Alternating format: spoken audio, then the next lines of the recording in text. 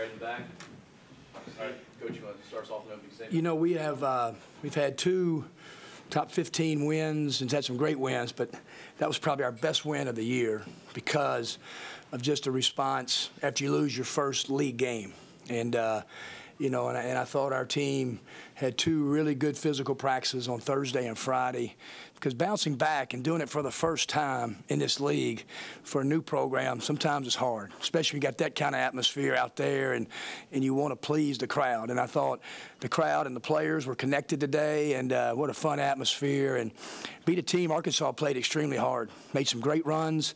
Thought our team shared the ball really well, got their hands on balls, got in transition, and played really unselfish. Devontae didn't start, DC did, and then early in the second half when he went on that 13-2 run, he was really big in doing that. I think scored 7 points in that run.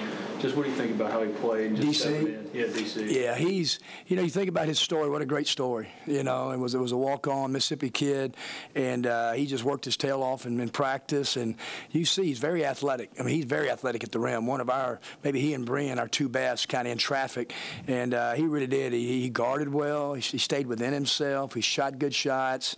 And Devontae was a little better health-wise. He looked a little better. I just visited with him there, and we just got to keep him going, taking some days off, and hopefully he can get himself healed in the next 3 or 4 weeks. Do you expect this to be kind of the rotation that you use, at least for the foreseeable future? Yeah, kind of how you I don't know. Devontae could eजली start at Alabama. He sure could, you know, and because Devontae's still our point guard. He's still our point guard. And I just thought DC had deserved it. It was just kind of a gut feeling just because of how hard he's worked in practice last 2 days, and nothing Devontae didn't do, you know. And so, but Devontae is still our point guard. You put DC on scholarship in the summer, is that correct? We did. What led you to that decision, having not seen him in games much? Well, we did it after Canada.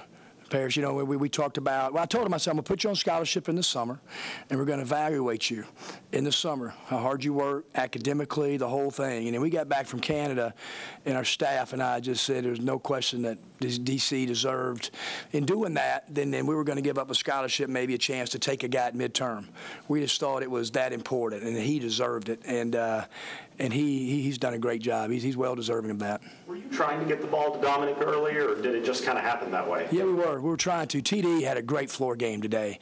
He hit the long rolls, and Gafford was trying to hedge, and he long rolled to the rim, and TD stayed with the long roll, the arc. Dom did a really, really good job. I thought tonight, Dom and Bruce together, that's the best they've played. Because when Dom kind of came out, Bruce had some great moments in the second half, and so I really haven't looked, you know, but Dom had 13, Bruce has 14, and they get, you know, almost 12 or 13 rebounds. That's a heck of a game from the 5 spot. How do you think they defended Gafford? I thought we did a great job.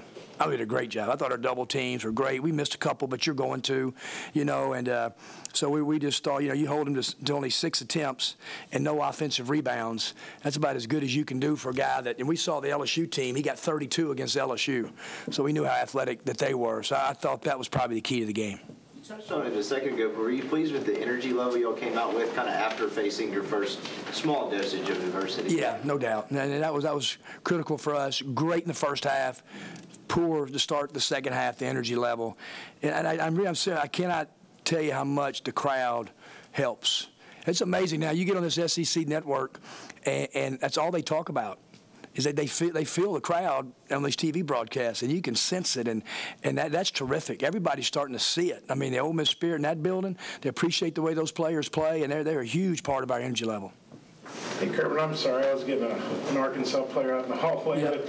But the 13, they cut it to 6, and then you guys went on 13-2 run. If you haven't talked about that, what happened during that? You know, I just thought our energy level was poor. We came out, had an and one, and then went up, I guess 14. And I could just sense it. We just kind of had a letdown. We lost our energy, and Arkansas just played so much harder in that 4-minute stretch than we did. That was just it. And then we got it cranked back up. We went to our 13, our 1-3-1, and I thought that energized us. We got some turnovers in transition, and I thought that 1-3-1 for about a 6-minute period kind of changed the rhythm of the game.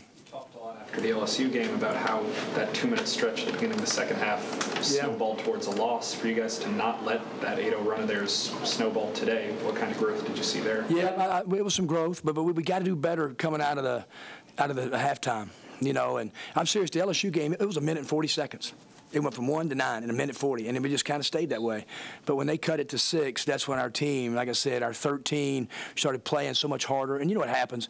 If you can get some buckets off steals in transition, the energy in the building gets going, your players get going. That's what happened tonight. Is that 25 minutes, was that a restriction for Devontae, or is that something that was just a feel? You know, no, we haven't talked to Andrew at all about that. But in my mind, I'm kind of, you know, just kind of thinking about down the road, and especially when the score kind of got like it did, you know. And so, but no, we haven't talked about minutes at all. He's just working like heck in rehab.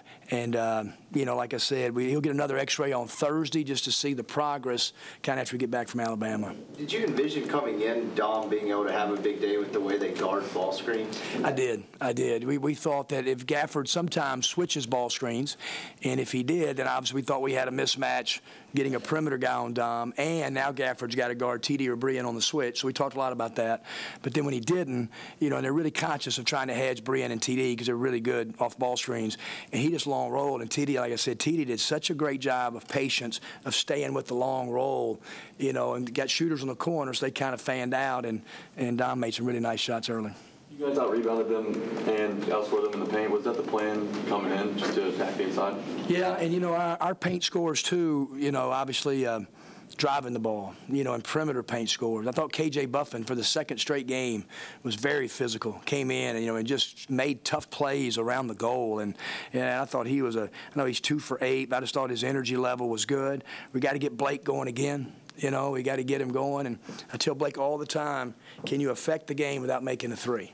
And that's when his maturity level will emerge as a player. You know, that if you can't make a 3, can you still go and affect the game? And I thought he did tonight.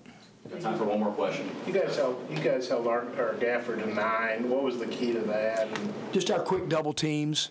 And the biggest thing, too, is that he is so good at going back and getting his own missed shots and rebounding for others. And so just our quick double teams, and he had no offensive rebounds, which that's hard to do because he is a live body around the rim. Thanks, guys. Thank you, guys. Thanks for coming.